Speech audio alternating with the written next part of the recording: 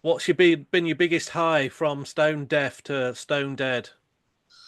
Oh, I would have to say opening the gates in 2018, just everyone coming in on that Saturday morning, um, and then getting Fallen Mafia on stage again. Rest in peace, Hannah.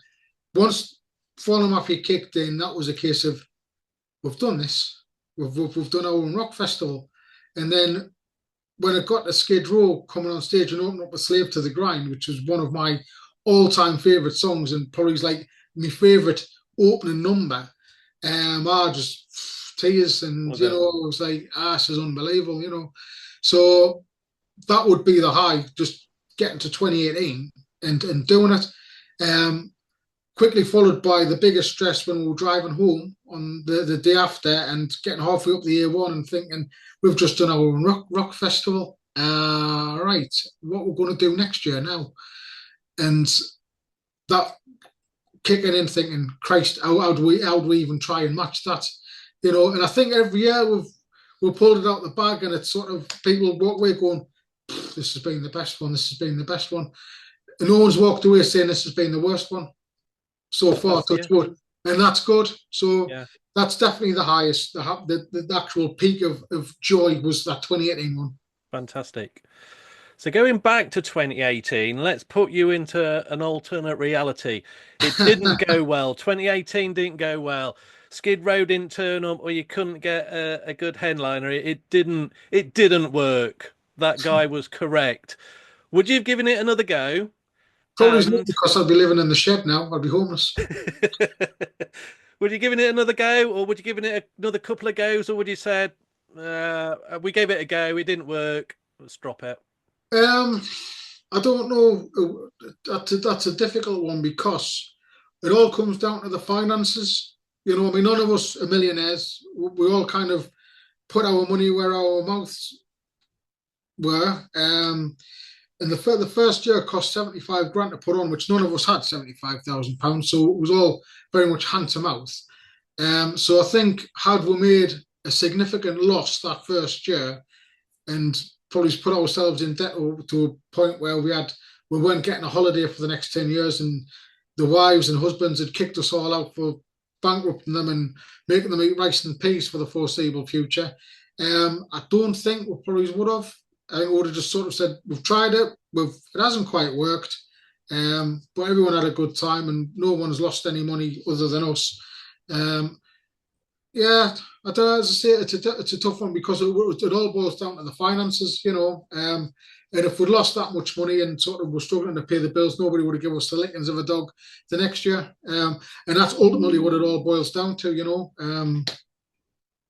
So yeah, So that's yeah, well, we won't know, will we? Because it was a success, a great that. success too, mate. So as band booker, I've had a few questions. One of them probably kind of like the overarching question. One's what I wanted to ask as well.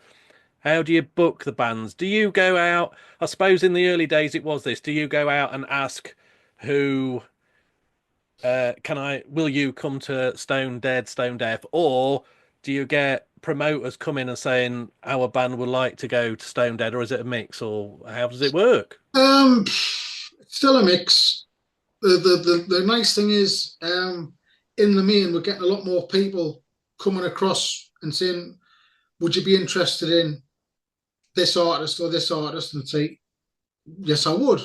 This is like mind blowing that you're asking us this question, but it's still a case of the finances have to be right because a lot of people are looking and think sold out event. We've got loads and loads of money, which we haven't because we're only doing it for one day. Where if we're doing it for 3 days, the cost of the stage is split over 3 days and 3 days worth of ticket income. Where we don't have that, so um, the bands in the main still get asked by me, but I tend to have a bigger list to work through of interest from March onwards. And I mean, I had a conversation Wednesday, Monday with the manager potentially for 2026. So there's always conversations going ahead to 26, 27. I look at that potentially in 2025 because you never know. 2025 might be the last one. Might just get to the point where we say, it's run its course. It's taken a lot of time up because we're all working. We've all got families and we've all got other things in life, and we're not getting any younger. I'm one of the youngest, and I'm 47 now. So then some of the other lads are, they're well into retirement. So I don't want to sort of start talking 2, 3 years in the future when it might be in a year's time. I would just say thank you, good night. But there are conversations coming in all the time going, well, we can't do 2025, potentially 2026. What's your plans? So again, there's lists formulating there. And a lot of the bands who are on the undercard further down, they are constantly sort of in the ear. We really want to do this. We really want to do this. We want to be on Stonedead. You'll see yourself. We get a lot of bands coming in as guests. A lot of them buy their own tickets. And the labels tend to sort of ask for them to be put on. And we want to do this next year. We want to do this next year. We want to do this next year. I mean, there was Armored Saint there this year just as guests, and walking around talking to them, and they would say, "We look next time we're in Europe in the summer, we want to be doing this. Like we will make this happen if we are in Europe." And it's just that's fantastic, Bands coming across from America wanting to do Stonedead, and that's like an unbelievable feeling for us all, So yeah, it's still a bit tricky, but it's a lot easier than it was in 2017. Yeah. But I mean, we're also aiming for bigger bands as well, and that's the ones where it's not as plain sailing, maybe. Yeah, I can imagine that. Yeah, I've got the feeling it would be because like you were unknown 2017 coming up to 2018 to put it on. People will give you a shot, but straight away it was positive feedback from there, and then the positivity has grown and grown and grown through everybody in the press and that. So I'd imagine you got people coming to say, we want to do Stonedead. Anybody offered to do it for free? Yes, we got quite a few. We've even had bands offer to do it and pay to get on. Wow, which really? has Oh my been gosh. rebuffed. It's been rebuffed. We've got a level of money which is the minimum we'll pay. For a few bands, it blows their mind that they're going to get that amount of cash to come and play in front of 5,000 people. But no, it's nobody. I wouldn't personally allow anybody to do it for free because doing a gig, they've got to travel there, they've got to accommodate themselves, they'll have crew and everything else. So there's got to be some money there, and they'll make a lot on merch. So yeah, asking them to do it for free it's no. If the event was small and more sort of micro, and we weren't doing so well, then maybe we would have to renegotiate and sort of say, look, can we cut your fee down a little bit, and we'll give you X, Y, and Z, and look after you, and sort of we'll give you lots of cure and ham sandwiches, But yeah, we've had a few offering to do it for free, and as I say, a few have wanted to pay to play, which is mind-boggling. Yeah, cool. That is. I'm really surprised at that one, pay to play one. What I was going to say, capacity. What's your answer? I know you get asked this all the time. Any thoughts on having it bigger capacity? Would you consider changing venue from where it is now for a bigger capacity? What's your thoughts on that? Personally, I'm ecstatic with how it is. I mean, some of the ways the showground's configured, which is nobody's fault, could be a little bit better to make things easy for us. Just moving a couple of buildings around so we're not doing 45,000 steps a day, traipsing backwards and forwards. But that's just the way it is. We've got scooters now. But in terms of capacity, I think 5,000 is a good number. We might need to sort of rejig and re-poke a few things to make life easier with the campsites and stuff. I mean, when you look at the drone shots, there's not a lot more room. No. Where the arena is and the campsites and stuff. So we'd have to reconfigure what we're doing, which the way the showground is wouldn't work very well because there's a lot of like concrete paths and stuff. There's not like a bigger green spaces. So that wouldn't particularly work very well. and which is one of the reasons why I think 5,000's enough. Maybe six at an absolute push if we can get the camping and the parking sorted. Relocating, I wouldn't think that's a good idea because we're so close to the A1, East Coast Main Line. Yeah. You can get those from Edinburgh, from London, dead easy, Manchester, all like the Midlands, Yorkshire, Cleethorpes, Humberside, Norfolk, and all the places kind of on the East Coast. We're probably one of the most accessible festivals in the UK, really, because you're 5 minutes away from a mainline station and 2 minutes off like one of the major trunk roads in the country, so unless like Newark sort of like demolish a load of buildings and get rid of some of the tracks, it's, I don't think we can go much bigger, and there's no real desire to move. We're all happy with the venue. The venue love us. The staff think we're great. For a rock festival, that it blows their mind that they have no problems with us. It's like I think they were expecting like Hell's Angels to rock up and start. Yeah, I bet they were. Yeah. And then we turn up and it's all sort of like everyone's having the best time and full of love. It's heavy metal hippies. It's great. That's right.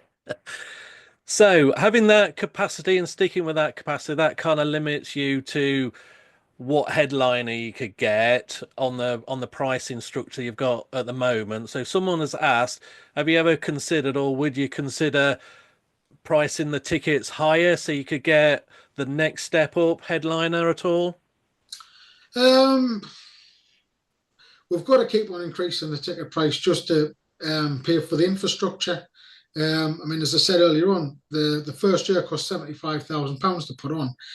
2024 cost just under £300,000. So it's a lot of money. I was more stressed with the £75,000 than I was with the £300,000. But putting the ticket price up would have to cover the increases in staging, because everything where you've got a human resource working for it has gone up because minimum wage goes up. So that has a knock-on effect in the supply chain. So everything goes up because the minimum wage goes up. So we've then got to put the price up to accommodate that. And artists, all of their costs will go up because the crew need paying more, and the supply chain for all of their gear goes up. So we've got to put the tickets up anyway. The problem I would have with that personally is if we did put the ticket up to say that we had a bigger band, we'd have two problems. We'd have to make sure that we could announce them quite sharp to justify the ticket price going up.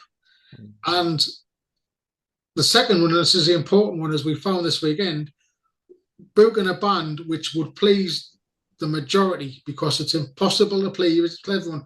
We could go out and book Iron Maiden or Guns N' Roses or Metallica. I'd be ecstatic with that. A lot of other people, but you'd still get people going, I'm not a fan. Yeah. And this is the problem. It's all subjective,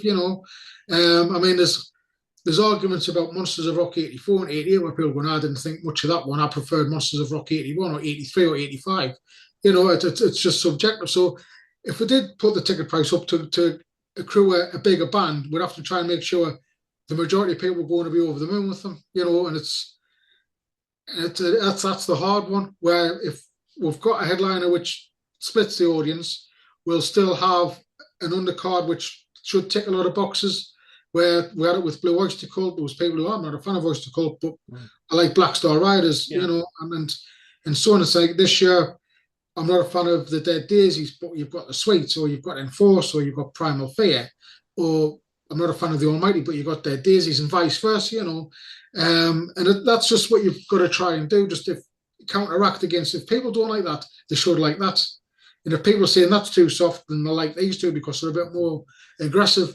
That's one of the things we had on Sunday when we announced the band. Someone said, you're going very, very southern country rock.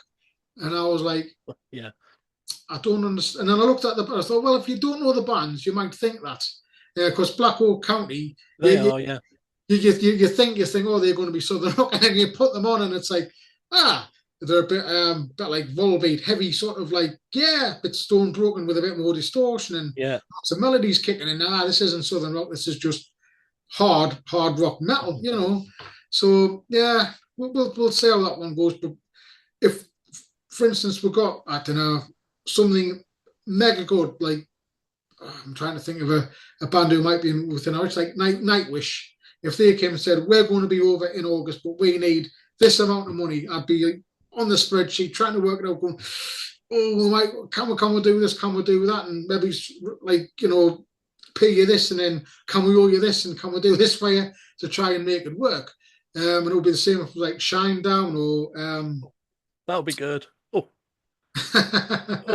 oh, or something along those lines, like Alter Bridge, like just like oh, someone who's again. just maybe doing arenas, like Yeah, But we'll say it comes up to being like availability, which this is another thing because with the back end of August, a lot of the summer festivals have happened.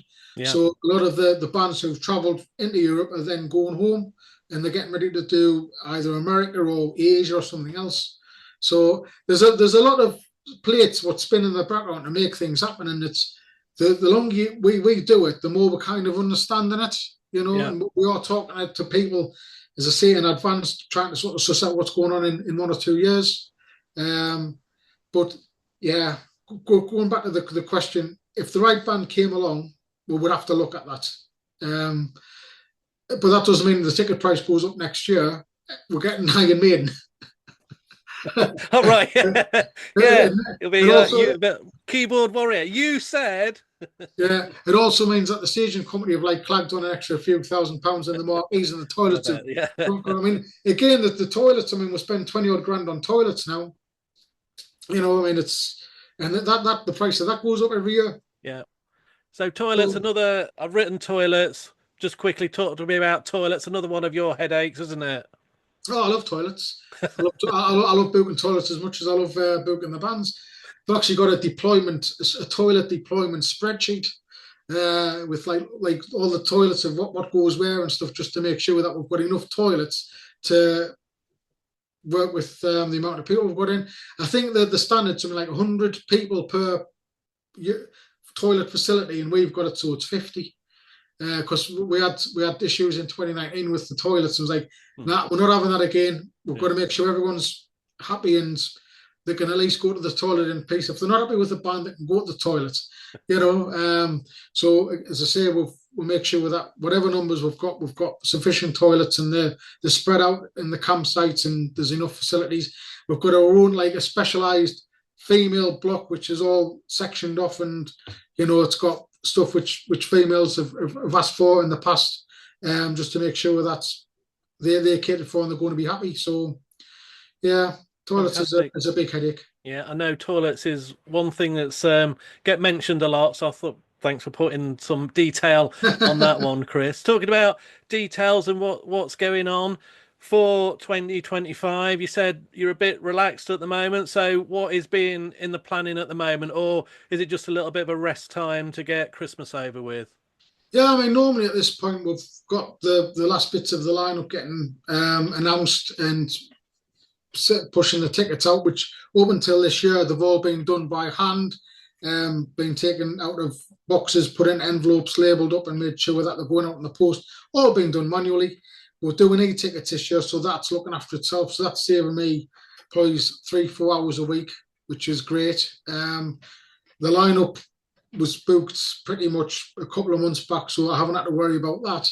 It's just basically making sure that some of the improvements we want to put in place are going to be there. So 2024, we moved the marquee of metal, the small traders Yeah, marquee, and we'll put that at the side, and then we made what was the marquee into just a big covered seating area.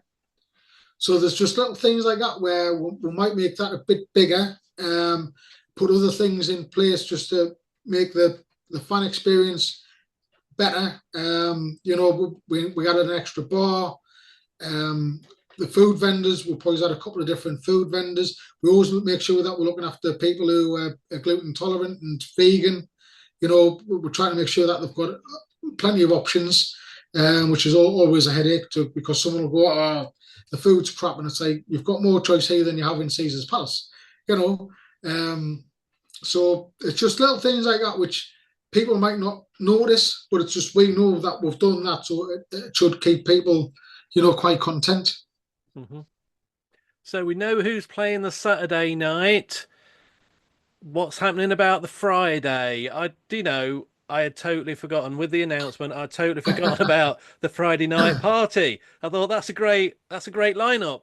And then somebody, I think probably yourself, put something on about Friday night party. Went, oh my God, we still got the Friday night party. Yeah. What's happening with that? Are the bands booked? Tell us all. So we've got the bands all booked. We're going to announce them. In fact, I'll tell you what. I'll give you an exclusive. I'll give you an exclusive. The bands are going to be announced at 8 o'clock on Saturday night this week. So that's going to be is it the 7th on Saturday? That is the 7th, yeah. 8 o'clock. We'll be announcing three bands for the Friday night party. All of which I am sure people will be elated with because they have been requested. Um, and it's just going to kick things off nicely, as the Friday always does. It always gets everyone warmed up in the zone, and it's a good incentive to get there early on this Friday, get yourself pitched up, and get into the arena, which also makes our jobs easier because everyone's there on the Friday, and we've got less stress on the Saturday, if that's a thing. Fantastic. I'm looking forward to that Saturday night. I'm out on a Christmas meal, but I shall have the phone there So when you're looking pulling for your, that, so and when I'll you're be pulling crackers doing Agadoo, you'll be on your phone. yeah, I will do. Get Yeah, in. I'll be. My wife will be going, "Oi, what are you doing? Stone Dead Friday night. It's gonna be it." That's fantastic. Going to look forward to that. So, Chris, there will be people who now don't want to come to Stone Dead 2025 or have found out they can't come to Stone Dead 2025. Tell people if they don't know about the resale that you do. So we've always done a resale since we was sold out. We started doing that in 2021. So if you need to resell your tickets, if you go to www.stonedeadfestival.co.uk, you go to tickets on the menu, and there's a little arrow, and that'll give you the waiting list and also the resale link. So you can put in what you want to sell. We then let this a buyer who's on the waiting list know that there's tickets available. Once they buy them, they get the seller will get the refund. It usually takes a week to sort out, and they'll get the money straight away. We don't hold it back until after the event. They will get it pretty much straight away, which is, I think it's a nice thing to do. It definitely is. I don't think there's anywhere else that does that. So that is a brilliant thing to do. And the waiting list is still open. You've not closed the waiting list, have you?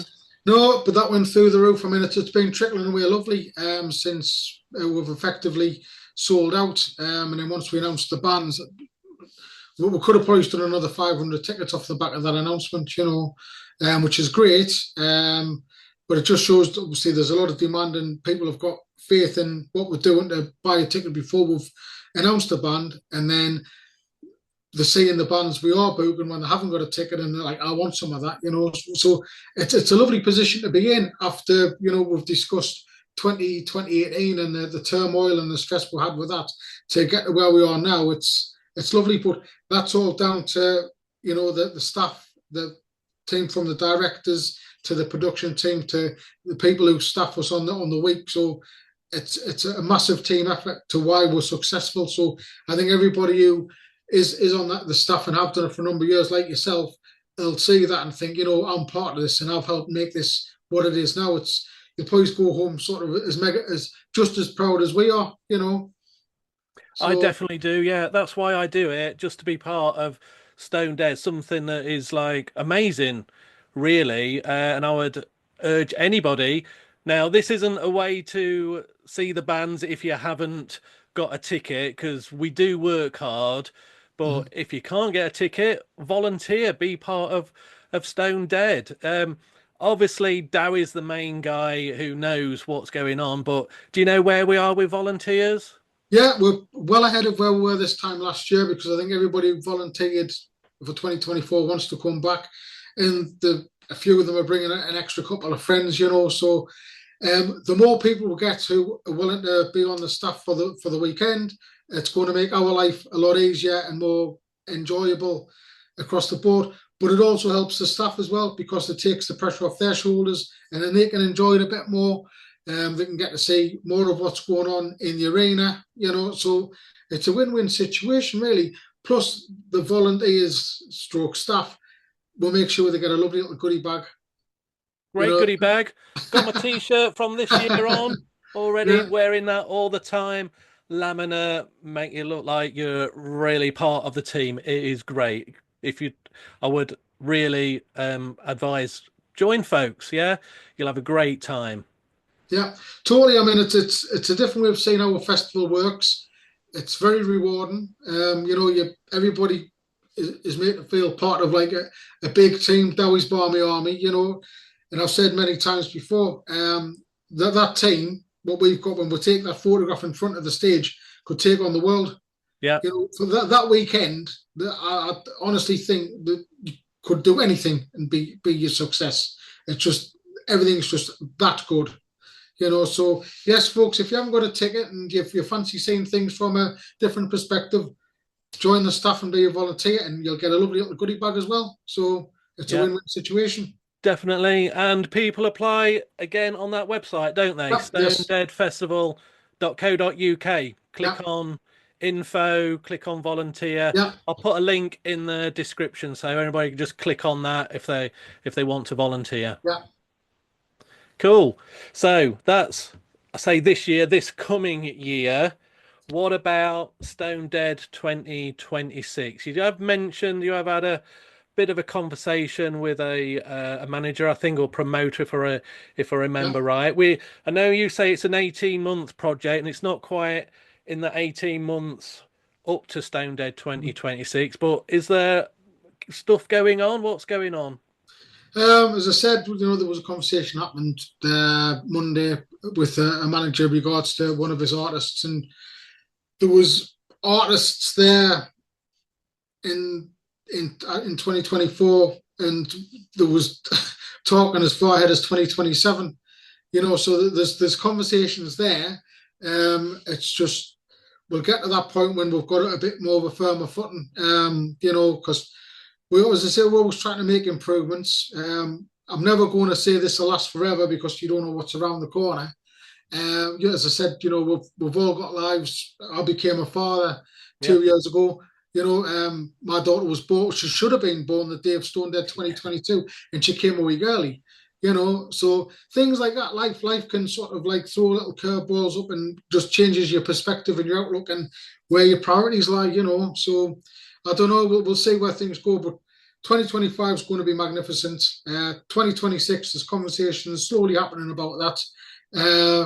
You know, I mean, it's if you'd said to me in 2017 you'd be in your seventh year and you'll have sold out within a week, you know, I would have said you were on drugs. I would have said you're on drugs. You need to get yourself off to the doctor, get assessed because your addiction is crazy, and you're talking absolute sort of like waffle, you know. So to get to this, it's just a case of don't get too excited. lovely. So just before I let you go, mate, off the topic of Stone Dead, Christmas. Do you look forward to Christmas?